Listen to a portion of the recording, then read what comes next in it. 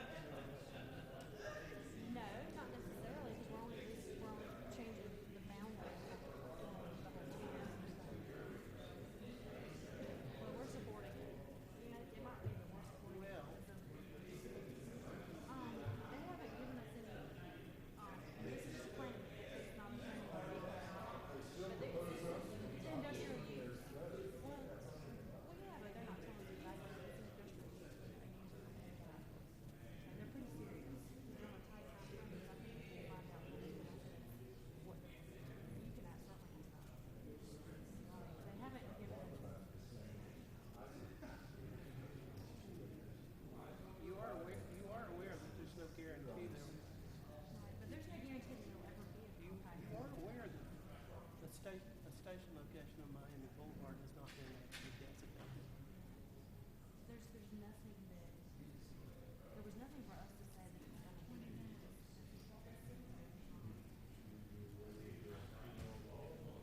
I have to talk about it at a later date.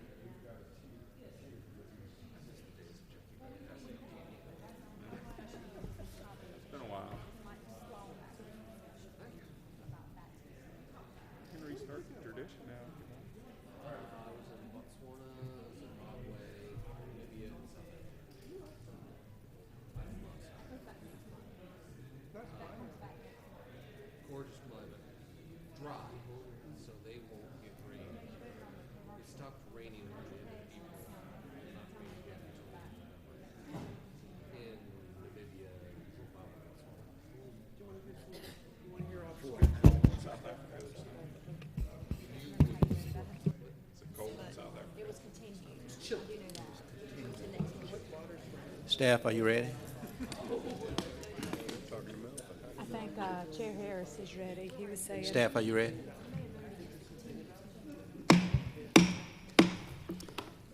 Good afternoon and welcome to the Durham City County Planning Commission meeting on August the 9th, 2016.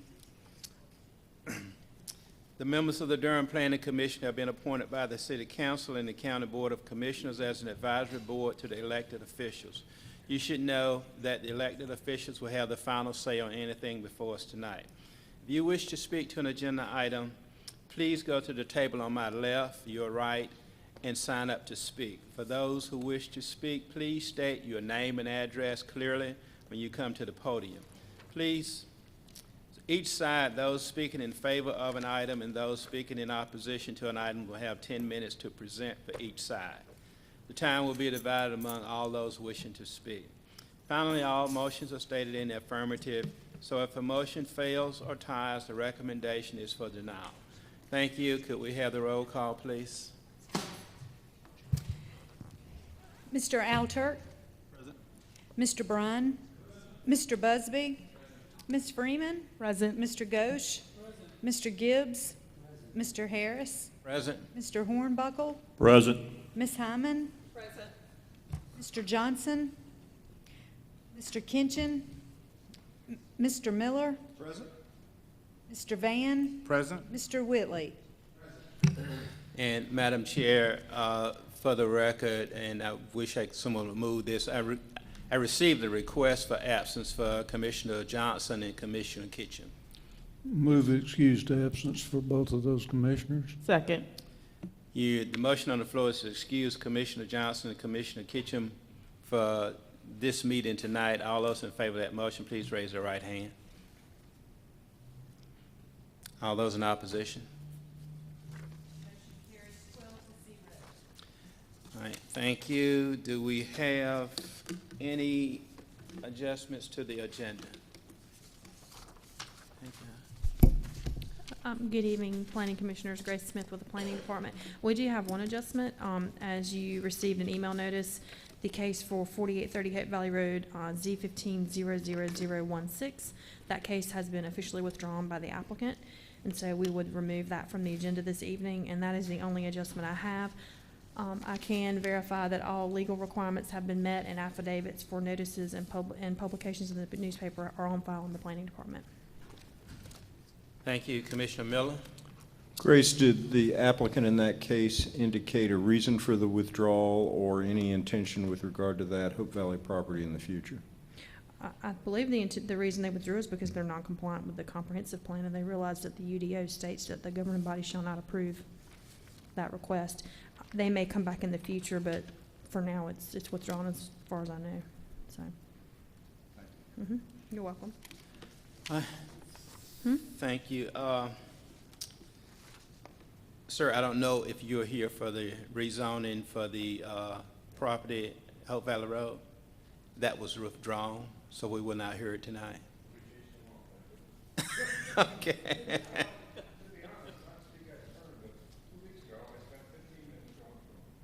Okay, sir, excuse me. We are being televised, so if you would like to speak, please go to the podium and state your name and address.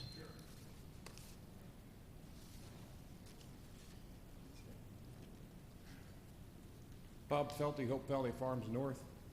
About 2 weeks ago, it took me 15 minutes to get from South Roxborough at Hope Valley through those 2 traffic lights and across 54. So this is only going to impede traffic even worse than it is. And if none of you have had a treat, you need to stop by Burger King on a Friday afternoon at about 5 o'clock, and you'll see what it really looks like. Okay, thank you. I'm going to welcome. interrupt you because that's not up for tonight. But thank you. Okay, so I do want to add one other thing to the agenda, announcements. So we can just add announcements. And could I get a motion to adopt the agenda as modified? Mr. Chair, I'd move approval of the modified agenda as proposed. Second. Motion second that we adopt the modified agenda. All those in favor, please raise your right hand. All those in opposition? Motion carries 12-0. Now, the minutes for the July 12th meeting, those were sent out. Do we have questions, or what's your? Commissioner Mr. Brown. Chair, on page 3 of the minutes, Okay, could we get a motion on the floor, then we will discuss it. I move approval of the minutes as submitted. Do I have a second? Second. Motion is second that we approve the July 12th minutes as submitted. Are there questions or corrections?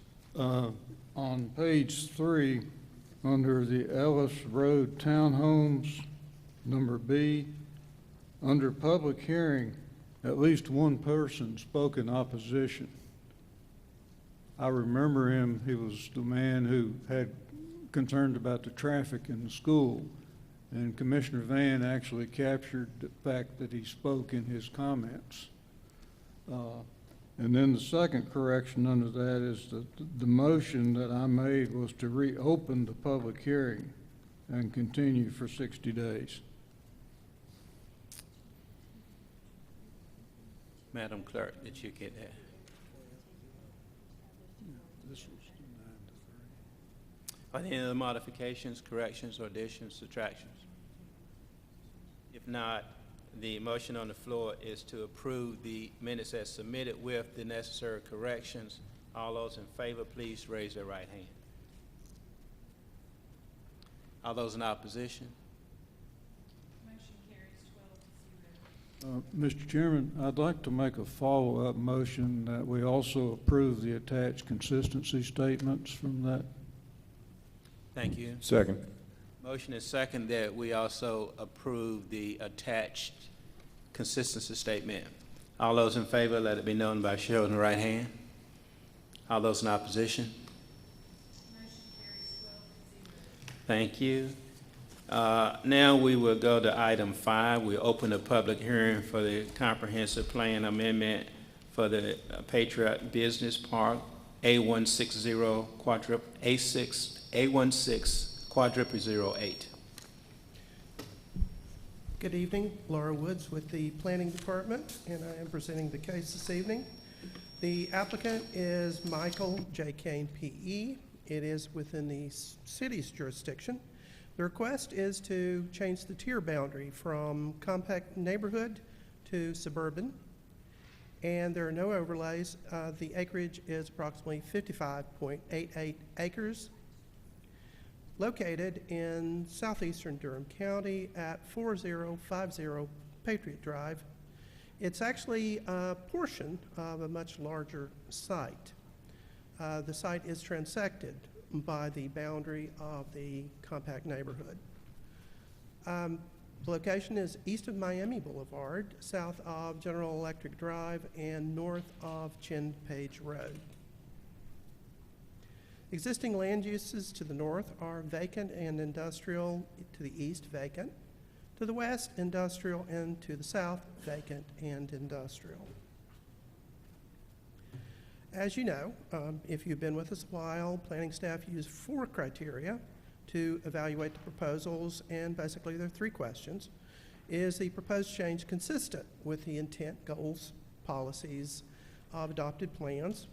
Is the proposed change compatible with existing land use patterns and/or designated future land uses? Would the proposed change create a substantial adverse impact? And is the subject site of adequate shape and size to accommodate the proposed use? These are the policies that staff used to evaluate the proposal. Most of them are in Chapter 2 of the comprehensive plan. I'm going to focus a bit on suburban transit areas and also location of industrial uses. These are the crucial policies, I believe. The establishment of a future rail station on Miami Boulevard is at this point uncertain. When the compact neighborhood was designated in 2005, when the comprehensive plan was adopted, it seemed a certainty. Unfortunately, we seem to have built our house on shifting sands somewhat. Also, the location of such a station, if the regional rail is built, is at this point undetermined. So originally it was intended to be located adjacent to the IBM site. Now we can't be absolutely certain.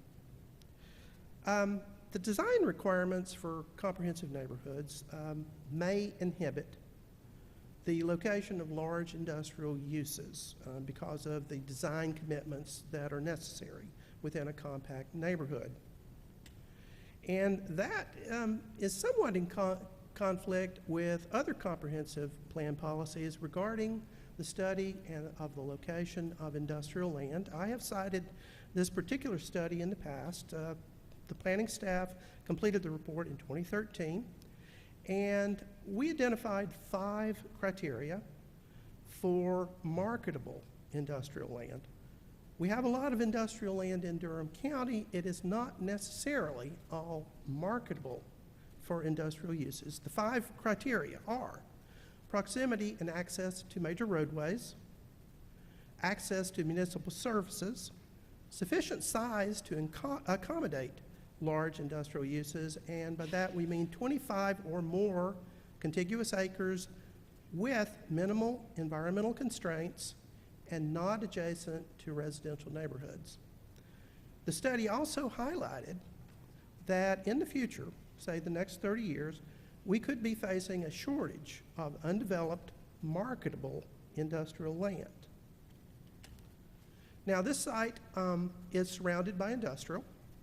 It is of sufficient size to be regarded as prime marketable industrial land. It's very close to Miami Boulevard, a major roadway, and has easy access to it. It meets, in short, it meets all of our criteria established in the industrial land study for prime industrial land that should be protected for those uses. There are no substantive adverse impacts for the, from the proposed use. As I say, the area is surrounded by industrial. It is already zoned industrial. and it's certainly of sufficient size to accommodate industrial uses. So, staff concludes that the proposal meets all 4 criteria for plan amendments. That is, it is consistent, it is compatible, it would not create substantial adverse impacts, and it is certainly of adequate size to accommodate industrial use. Therefore, staff recommends approval, and that concludes my report. Thank you. Do we have anyone sign up to speak?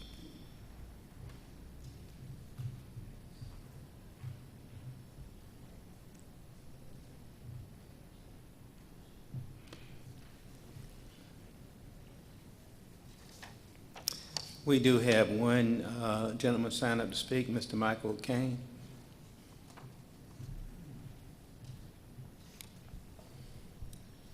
Evening, everybody.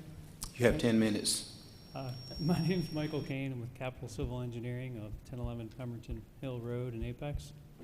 I am the applicant and representing the potential developer for this project. I was just here to voice my support for the project and answer any questions if there are any. Laura did a good job covering the main points. One of the big things is because the 2 different tiers bisected the site, we really wanted to have one consistent set of rules to go by for the entire site. The compact neighborhood tier, it has a maximum building setback, which pulls the buildings way up to the road. The suburban has a minimum, which pushes the buildings a little further away from the roadway. Being all industrial, we anticipate potential warehouse type uses, loading docks in the back. All your office use, all your parking would be in the front. In the CN overlay, you would not be able to fit the parking in the front because the building would have to be pulled way up to the road. So you either have to park on the road or provide parking on the side or the back of the building. So it really conflicted with the way that we typically configure an industrial type use building. Not that they'll all be warehouses. We're proposing anything that is allowable within the IL zoning as the site's zoned and everything around it is. Thank you for your time. If you have any questions. Thank you. Is there anyone in the audience wishing to speak to the item before us? Do we have anyone in the audience wishing to speak? If not, we will close the public hearing and bring it back before the commissioners. Anyone of the commissioners wishing to speak? Okay, I have Reverend Whitley, Commissioner Miller. I have a question, staff. Reverend Whitley. Oh, I thought you were calling me, I'm sorry.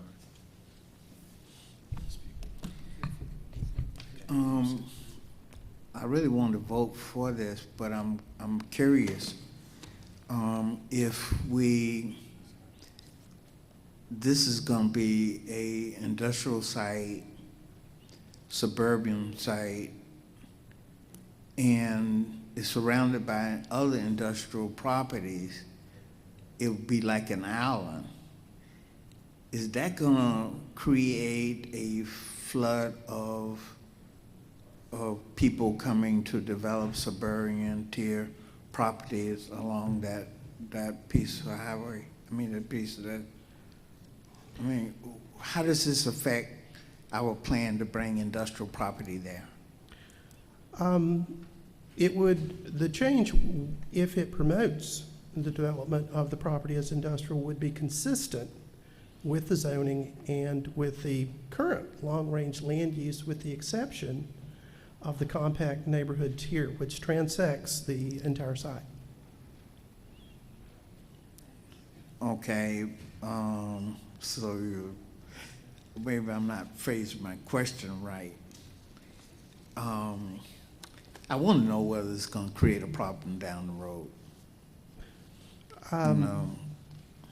I can't imagine it would. As I say, it's surrounded by industrial uses. It's zoned for industrial use. But it's therefore, so the big. long-range intention was to develop it as industrial. Right, but it's surrounded by, right now, vacant, no development. No, actually, it's mostly surrounded by developed industrial site.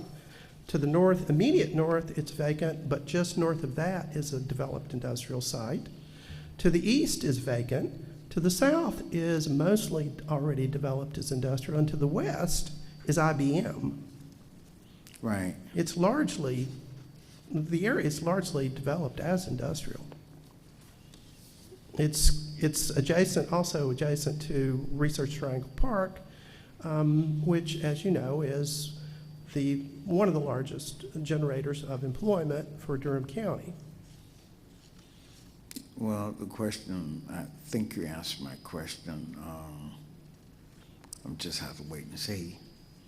I plan to vote for this amendment. I just want to know whether, because that seems to me a growth area for East Durham. And I would like to see it all occupied and creating what I call, I was thinking in my notes, I had an island, because I was seeing the vacant property adjacent to it. And was that going to create a problem? Thank you so much. Commissioner Miller? Thank you, Mr. Chairman. Would the applicant come to the microphone?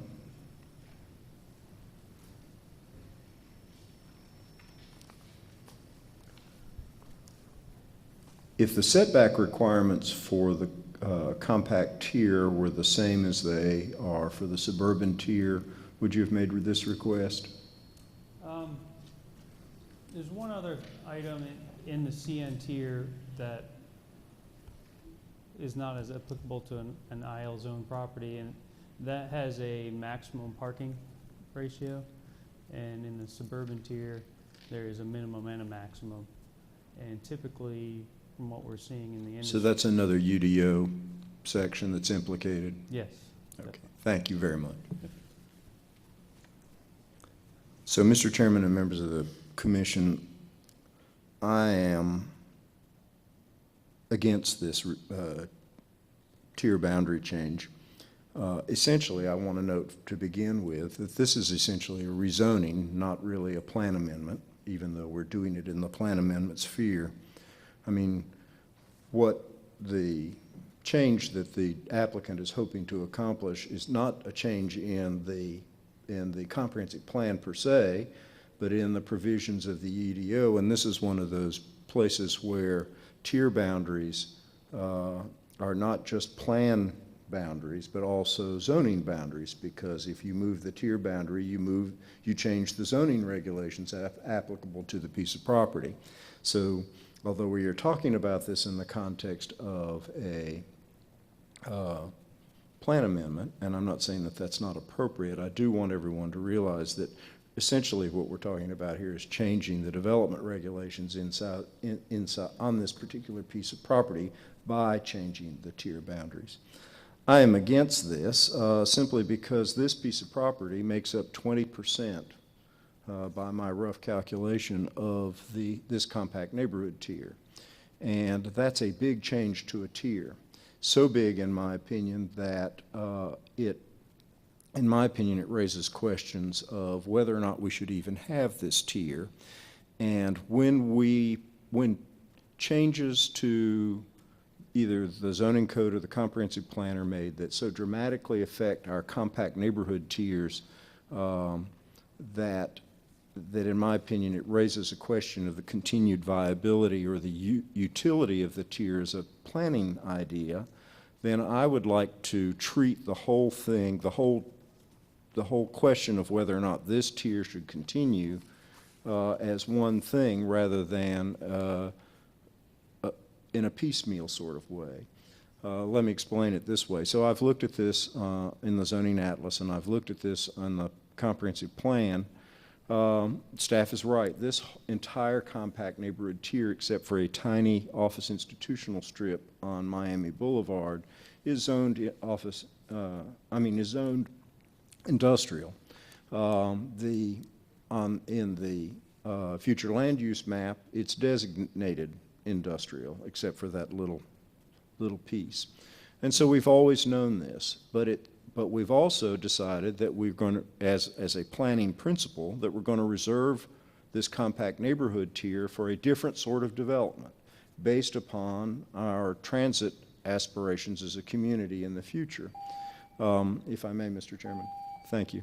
And because of that, if we're going to take so big a chunk of land out of a compact neighborhood tier, then we ought to look at the whole tier and decide whether its boundaries are right, whether or not we should even have it, whether or not the future land use map for the tier is correct. We need to look at the tier as a tier rather than essentially cutting its heart out. This piece of property, and I'm talking about the compact neighborhood tier, is probably 50% or more undeveloped. Commission Member Whitley was correct. This property is bounded for the most part by undeveloped property. There is a developed section across the street, but I mean immediately next to it to the west and to the south, but to the north and to the east on its larger boundaries, it's more undeveloped property. So it's developable as a compact neighborhood tier. In our compact neighborhood tier description in the comprehensive plan, we allow industrial uses, but they're supposed to be light industrial uses. What we're doing, though, is making a tier boundary change, pulling a huge section of the land out of this tier so that it can be used for uses that are not consistent with the compact neighborhood tier idea of light industrial. If we're going to put all of these questions on the table, I would rather talk about the whole tier, where its boundaries ought to be, what the uses in it ought to be, rather than to take it little bit by little bit. I'm not faulting this landowner for coming to us and initiating a process. He has a right to initiate, but I think the more responsible way to do planning is to look at it more comprehensively. The staff talked about shifting sands, and I realized that things change and that when we set up the comprehensive plan here and created this tier, we envisioned our major transit initiatives going towards Raleigh, not towards Chapel Hill. But I acknowledge that change. But let's get all these moving pieces together and talk about it at one time rather than to approve this change and to leave what, in my opinion, is a rump or wounded tier on the books. I don't see them as being separate. I don't like the idea of approving this and leaving what's left of a tier that doesn't make sense anymore. Our comprehensive plan will look like we're going in two directions at once, and I don't think that's appropriate. So I'll be voting no on this. Thank you for the time, Mr. Chairman. Is there any other comments? Commissioner Goosh, and then Commissioner Bryant. And Commissioner Freeman. First of all, I want to thank staff for the presentation. I do commend the citation to the one study about marketable industrial lands. This is an issue that I think about generally, I mean, given my line of work and everything. And I must agree that I think often industrial lands are overlooked for their, what their importance are to the community is often discounted because generally speaking, people feel like they don't like industrial uses even though they use them every day. I do have a couple of questions about this. For the applicant, I'm wondering, are there any immediate plans that you have for this property? I realize you're only asking for the comprehensive plan amendment at this time, but I'm just out of curiosity, do you have immediate plans for this property? Yes, we have a preliminary plat in process concurrently. It would extend Patriot Drive to the east and then bring a road south into the center of this property, and it would create five. Could you speak into the mic? I'm sorry, it would create five You can move the mic. There you go. The preliminary plat would create 5 good-sized lots in order to market for industrial uses. The developer would like to start as soon as he can with a site plan on the first 2 buildings, and to get some activity going, and then market the rest of the site after that. Not that, I mean, you may not have the answers to this, and I'm not asking for any, confidential information, but I am wondering if you have any information you'd be willing to share with us about, job creation as a result of the plans you had, in motion now and maybe in the future. I do believe that this would generate many opportunities for job creation. I've actually been involved in many of the industrial projects just north of here that recently been developed, and those have been selling very quickly. And some very large employers have come to this area. One has moved here, is moving here, they're committed to it for 2 buildings of this type use from the city of Raleigh. Part of that plan, we had to put in some bus terminals. This is an area where a lot of people use the bus transit to get to these larger type employers. I'm sorry, did you say that there are companies moving from Raleigh to Durham? Yes, there is. Perfect. It's fantastic. For staff, and I, building off of Commissioner Miller's concerns, thank you very much. Building off Commissioner Miller's concerns, I understand where he's coming from a pure planning standpoint, and I'm wondering, would approving this tier change prevent, the ability for, transit-oriented development to happen in this area? I realize we don't know if a stop is going to be in this area or if the rail is coming or whatever, but if it were to come, would changing this tier affect the ability for that to happen? And if so, how? Well, Commissioner Miller is correct. 55.88 acres is a significant chunk of land. Sure. I am not an expert on transit areas and compact neighborhoods. I can think of no reason that it would preclude a smaller compact neighborhood from developing. Of course, there's no guarantee right now that the appropriate location for the compact neighborhood is as currently configured on the map, because we're not absolutely certain where the train station will go or Sure. if the train station will go. And to that point, I'm wondering, these industrial uses, how would they be, not just from a design standpoint, but the property is currently zoned for industrial. And it's in this compact neighborhood tier. If it remains in the compact neighborhood tier, I'm not asking about design, I'm asking about would it be limited to what it could be used for, just as a result of being in the compact neighborhood tier? Well, we do have a policy of converting all land within compact tiers to design districts. Sure. Those design districts have a lot of rules that maybe would tend to dissuade typical industrial development. There's a lot of emphasis in these design districts on pedestrian connections, bicycle connections, and so forth that perhaps is not optimal for industrial uses. And you mentioned that a lot of the surrounding area is currently zoned for industrial. I'm wondering why then would this ever have been seen as an appropriate place for a compact neighborhood tier?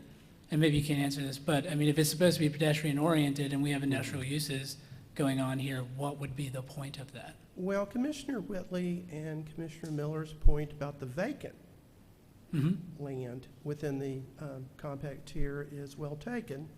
And the idea at the time, it seemed certain that the train station for regional rail would be located adjacent to the IBM site. Therefore, a compact neighborhood in the surrounding area utilizing the land that is vacant would seem to make some sort of sense. Now, it's difficult to make that call Because, as I say, the future of the regional rail is uncertain, and more uncertain is the location of a transit stop along that line. Right. And, going back to some of the policies behind the compact neighborhood tiers, in this area, do you know of any proposed greenways, trails, that kind of thing that might be affected if this property were taken out of the compact neighborhood tier? No. Okay, thank you very much again. I plan on voting in favor of this, not to suggest that Commissioner Miller's comments about good planning are, they make sense in my mind. However, I think the reason we're having this result is because at the time the compact neighborhood tier was approved, it may not have been good planning at that time. And that's not passing judgment on anyone, but the point is, it was done because it was thought that something would happen. That something never happened. And now what we're stuck with on the books is something that maybe doesn't make sense as it is. I do agree that maybe the entire tier should be looked at, but I don't see any reason why we should slow the plans that are in motion now for the landowner or applicant, and to fix something that is probably incorrect on the books. After this, if this tier change is approved, you can always go back and look at the remaining tier and see if that is appropriate. Commissioner Bryant. Thank you, Mr. Chairman. I'm going to vote in favor of this request. One of the things that strikes me is that we have a piece of prime industrial land which is actually bisected by the boundary between the compact neighborhood tier and the suburban tier. And I just don't think it's a good idea to expect somebody who wants to get something done out there to have to develop under two sets of tier rules. So I'm going to support the request. I do think that at some point in the future, this does need to be looked at, because from what I've seen on the ground out there, I don't think it makes any sense as a compact neighborhood tier. That's all. Thank you. Commissioner Freeman. I just had a question regarding that suburban tier specifically, and just recognizing we're talking about 101 acres, am I correct? The entire site is 101 acres. And then just 55 of That's that the part 100? that would be changed. Okay, and then that 45 that's left, what would that remain? If this were approved, the entire 101 acres, give or take, would be within the suburban tier. Okay. The entire site. And then the suburban tier includes, help me out here. The suburban tier is probably the largest tier. Well, the rural tier is probably. The suburban tier is the area around downtown Durham, and the urban tier, which is more urban uses. Suburban is less dense. Suburban encompasses a lot of different land uses: low-density residential, low-medium-density residential, office, commercial, industrial. It's a little bit of everything. Okay, so help me understand the part about it being a text amendment versus a zoning case? It's not a text amendment, it's a plan amendment. A plan amendment, I'm sorry. It changes the tier on the future land use map. It shifts the boundary to the western side of the property, whereas as Commissioner Bryan pointed out, the current tier boundary transects the site so that half of it, roughly half, is in the compact neighborhood, roughly half is in suburban. Okay. Which does present complications for development. Okay. And then just a generality in the suburban tier, is it likely or is it possible for there to be housing developed in that area? Given that the entire area is zoned industrial, probably not. Okay. Thank you. Commissioner Whitley. Listen, I'm not gonna get on my soapbox to tell you how bad. Thank you. How much East Durham need businesses, and why we need development to take place in East Durham so that people could have jobs. I'm not gonna say anything about that. What I am gonna tell you is that I agree with you, Commissioner Miller. I do. And Commissioner Bryant probably said it better than I could say it. You know, it probably needs to be changed, but to stop development, to stop growth in East Durham, I would have to have a better reason, you know? And what he can do with this property, he can't put a nightclub there. He can't put, huh? Okay, speak to the, Yeah, well, okay. Well, to the motion on the floor. well, I'm talking about what can be developed right, right. So I'm in favor of this moving forward. I'm not gonna keep a person, man, that can bring business from Raleigh to Durham and lose that opportunity so I can gloat. I wouldn't say nothing like that. But I plan to continue to vote for this, and let's move Durham forward. Thank you. Any other comments? If not, the chair will entertain a motion. Mr. Chairman, I move. Wait, hold on. Ms. Commissioner Gibbs, did you have a comment? From all of the comments that I have heard in the conversation, it seems that this compact neighborhood was probably thought of as potential, not that it was going to stay there, but to me, it's a rather small neighborhood. I mean, a tract of land. But I will be supporting this. I think it should go forward, and I agree that the whole area should be looked at. But that's, I just wanted to make that comment. Thank you, sir. Thank you. Commissioner Miller? Mr. Chairman, I move that we send case. Is there someone? Pardon me? Commissioner Freeman?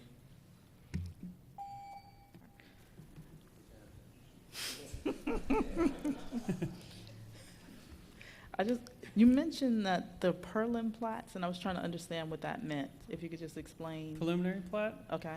Preliminary plat is one of the processes through the planning department where the purpose of that plan is to identify where the roads will be, how sewer and water will be extended to serve the parcels, and how it meets the code, tree preservation, all those type of rules.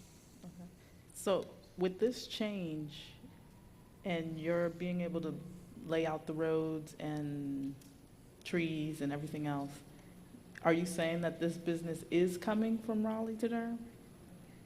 I was saying I have a similar project very close by where we brought very quickly businesses. One business stayed in Durham. Another one moved. They had 4 locations. They're moving into 2 buildings, over 200,000 square foot from Raleigh into Durham. So it's not related at all to this? That was just an example of these type of industrial uses. At the time, the question was about jobs. Right So now, there jobs are no happening. jobs related to this as well? You don't have any jobs in plan? There's nothing laid out that? Once we have the opportunity to make the lots and then sell the lots, we're going to start with 2 buildings speculatively, knowing that buildings are selling rather quickly nowadays, and that those job opportunities are coming. And in these industrial uses, another reason for the higher parking rate is having a component of light manufacturing or whatnot in these industrial uses often brings multiple job holders into these buildings. Okay. So, Thank you. Yep. Appreciate it. Chair will now entertain a motion. Since I've rehearsed, Mr. Chairman, I move that the Planning Commission send Plan Amendment Case A16 quadruple 08 forward to the City Council with a favorable recommendation. Second. Motion by Commissioner Miller, second by Vice Chair Hyman, that we send A16 quadruple 08 to the City Council with a favorable recommendation. Would you call the roll? Mr. Alturk, Yes. Mr. Bryan, Mr. Busby, Yes. Ms. Freeman, Yes. Mr. Ghosh, Mr. Gibbs, Yes. Mr. Harris, Yes. Mr. Hornbuckle, Yes. Ms. Hyman, Yes. Mr. Miller, No. Mr. Van, Yes. Mr. Whitley. Motion carries 11-1. Thank you. The next item on the agenda is item 6, public hearing plan amendment with concurrent, Item 7, I'm sorry. New business. Do we have any new business?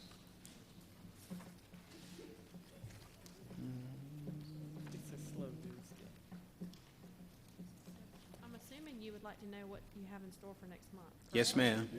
Hey, great. I can tell you that. I sure can. Is that better? Okay. So, next month you have the continued cases from Ellis Road Townhomes. That's the plan amendment and the zoning case coming back. And you have one new case, I say new because it's not continued, a zoning case for Creekside Commons, and that is for a townhome development off of Ephesus Church Road. And so, and as far as I know, that's all you're having. I haven't seen anything else come through that might show up on your agenda. And you'll have your election for officers next month as well. Okay, and that was the announcement that I was going to Oh, make. sorry. No, that's fine, but next month will be my last month chairing this. At the end of next month, we will have elections. The next chair will be a county appointee, and the vice chair will be a city appointee. So, If I may, can we remind one another who the city and county appointees are? Because I Okay. frankly okay. know who appointed me, but that's about it. I would be glad to email the roster out to everyone tomorrow if you'd like an updated version. I'd be That glad would to be- do either Aaron or myself. I'm gonna be out of the office, but Aaron will send it to you. Yeah, and it's online, but we'll be glad to just send you the PDF so you can have it. It should be online, but we'll be glad to send it just in case. So, currently, wait a minute, currently right now, we have Commissioner Gibbs, Commissioner Van, my list is yeah, Commissioner Hyman, Commissioner Goosh, Commissioner Kitchum are county appointees, and then whoever replaced Commissioner Huff. Okay. That would be Mr. Hornbuckle. And Mr. Hornbuckle, yeah, Mr. Chairman, yes. I'm also a county appointee. And Commissioner Bryant's a county appointee. Okay. Oh, okay, we'll do that next. But anyway, think about it. You can campaign, you can send out information. We accept checks in the mail, you know, all that kind of stuff. That's awesome. And before I get to you, we do have Commissioner Alturk. I believe this is the first time I've been here that you were here. Are you? This your first meeting?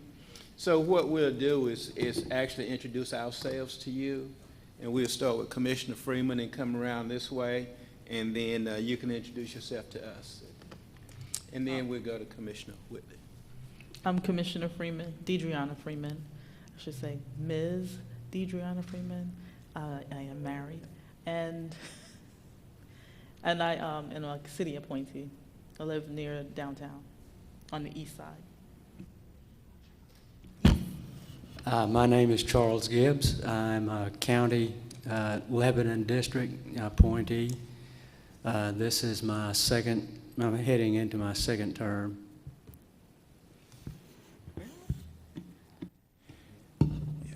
Andre Van, representing the Oak Grove area. Just got on not 2 months ago. Thanks. I'm Paul Hornbuckle. I represent the Mangum Township, being the Rougemont and Bahama areas, the northern part of the county. I'm a county appointee. My name is Tom Miller, and I'm a city appointee. I live in the urban tier in the Watts Hillendale neighborhood. I am a retired member of the Attorney General's staff. My name is David Harris. I'm a city appointee. I live in northern Durham, and this is my second term. My name is Elaine Hyman, and I am an at-large county appointee, and I'm a retired Durham County government employee. Hi, I'm Brian Busby. I'm a city appointee. Welcome aboard. Melvin Whitley, I'm a preacher, politician. I have a whole bunch of hats. I live in East Durham, and I'm the longest serving member of this planning commission.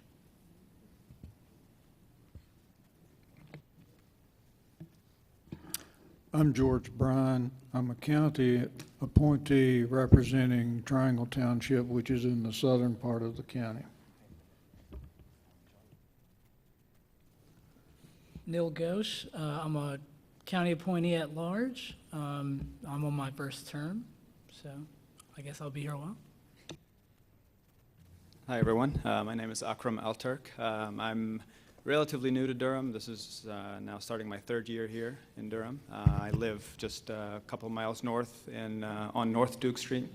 Before coming here, I was in Washington, D.C. for a number of years working in the policy world, but I moved to the area to get I'm getting my PhD at UNC, and I'm looking forward to being on the commission. Thanks. And thank you. Commissioner Whitley. You had requested the floor. Yes. I want staff. Could you send us a update? Yeah, she said she was going to do that. Oh, okay. Is anything else claim our attention? If not, the chair will entertain a motion to adjourn. So moved. Motion. All those in favor, get up and leave.